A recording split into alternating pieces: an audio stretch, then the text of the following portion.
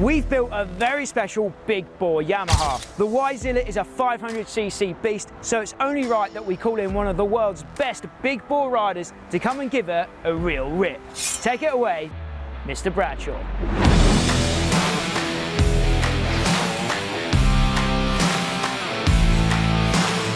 Neville Bradshaw really is one of the world's raddest big bore racers. He's done some crazy things on these bikes, and this past summer alone, he ruled the world on his CR500 at the Vets Motocross des Nations, beating the likes of Mike Brown, Zach Osborne and Ryan Villapoto in the process. And I know for a fact that he's just as excited to ride the YZilla as we are to see it happen.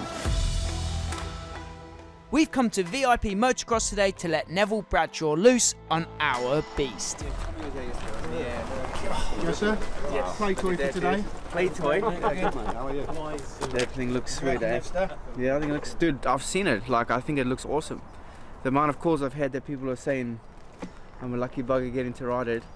No, it looks awesome. Like I was saying to Roland earlier, it's like my favorite chassis, and now it's got like a heap of power to go with the chassis, you know, so I think should be a good day on this thing, I think. Tear up some dirt with this, for sure. We've had so many comments asking to see Nev ride this bike, so today, we've made it happen.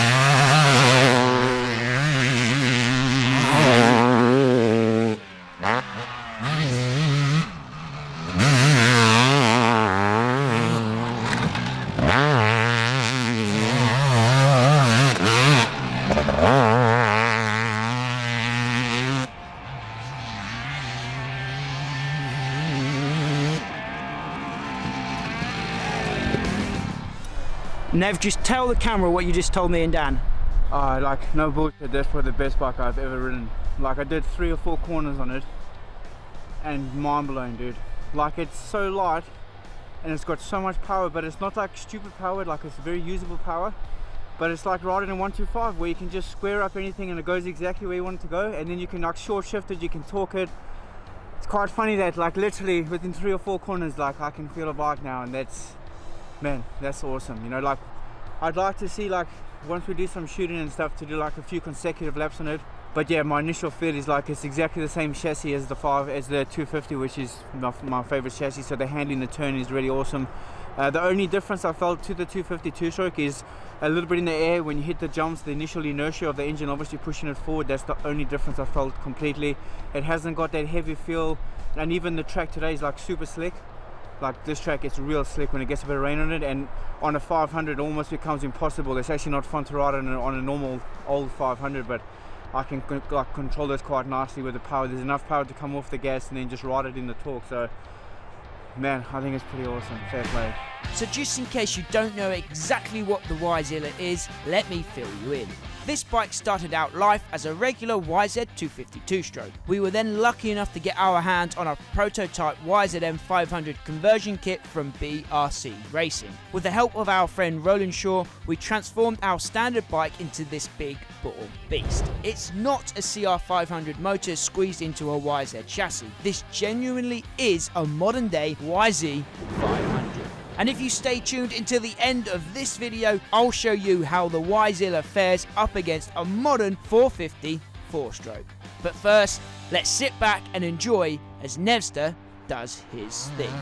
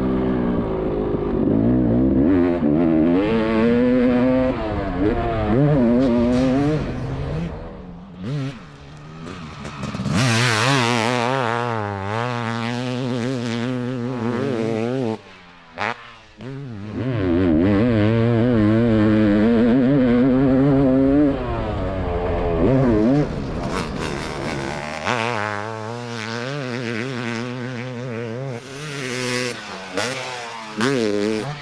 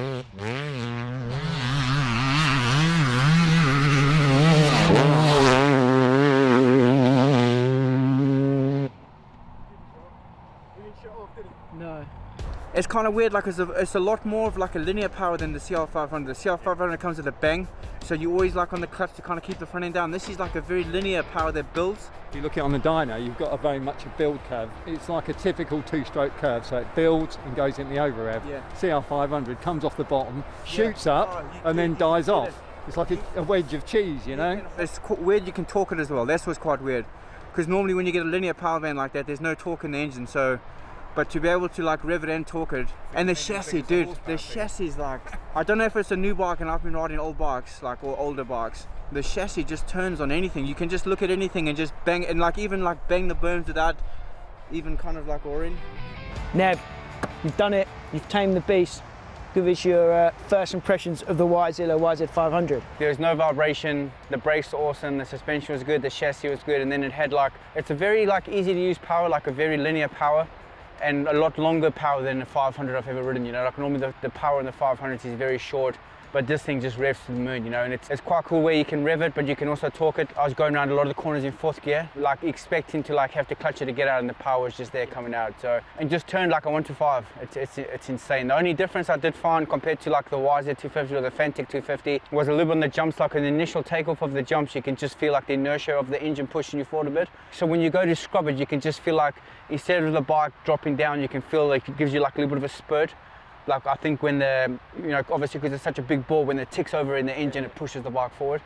Very smooth power, but a lot of power. We did one turn that I tried to do completely flat out, and then I kept it flat out down the straight, and I thought I was at the end of the power band, but then when I got into like a straight ground, the thing just kept building power. That must have been 4th, maybe even 5th gear, completely lit.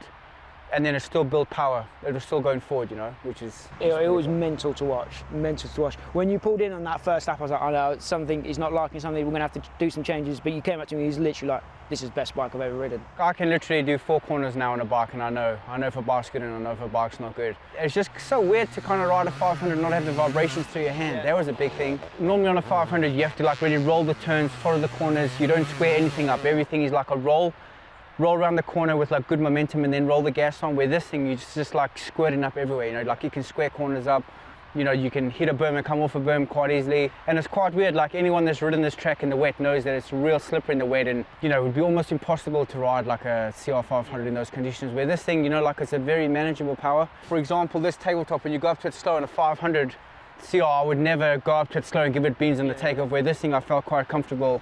Like I had full control over how the back wheel was spinning. We did the CR500 AF video here. Yeah. How does this bike compare to one of those conversions? To be honest, like I don't think you can compare it. This just feels like buying a brand new bike out of a shop with a lot of power on it. Yeah. Those other bikes are cool, like I like the Honda that I rode, but the chassis felt cool, but something just felt completely different. The vibration was gnarly. You know, the vibration through your hand was gnarly. The power was very aggressive and very short.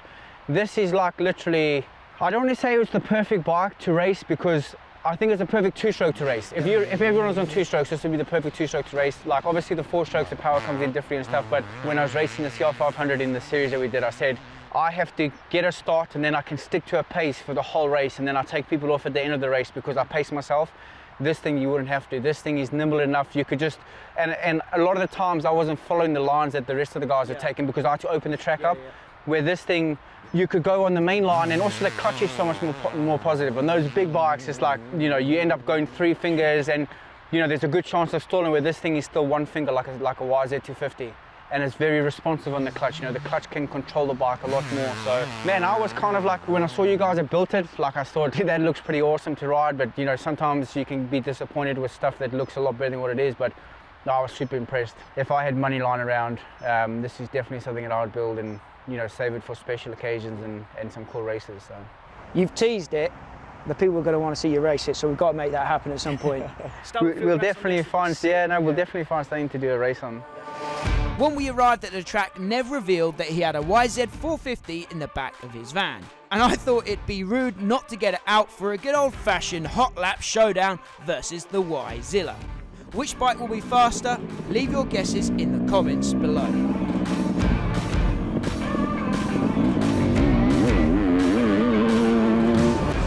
Okay, so the stopwatch is on then. Which bike is going to come out on top? These laps were done back to back, so the circuit is exactly the same. But I'll shut up and let's listen.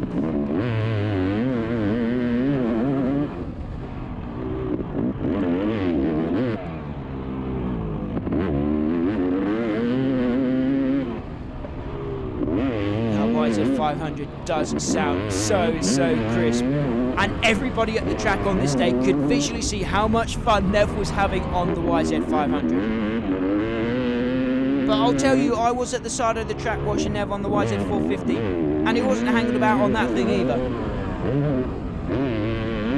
Oh, look at this though.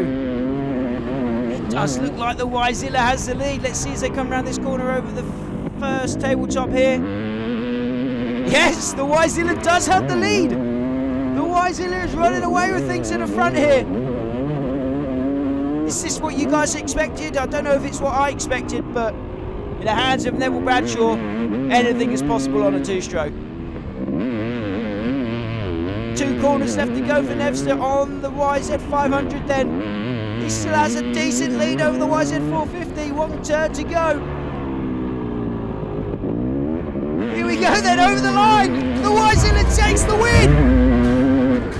Over a second quicker on the YZ500 for Neville Bradshaw. Thanks for watching, guys. As always, my name is Max.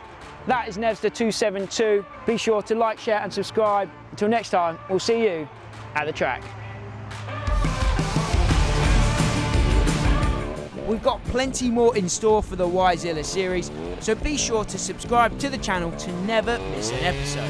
A big thank you must go to Roland for all his help on the project, to Riley at BRC Racing, to VIP Motocross for letting us come and rip, to Dan Farren on the drone, and of course to Wolf Sport for making this project possible.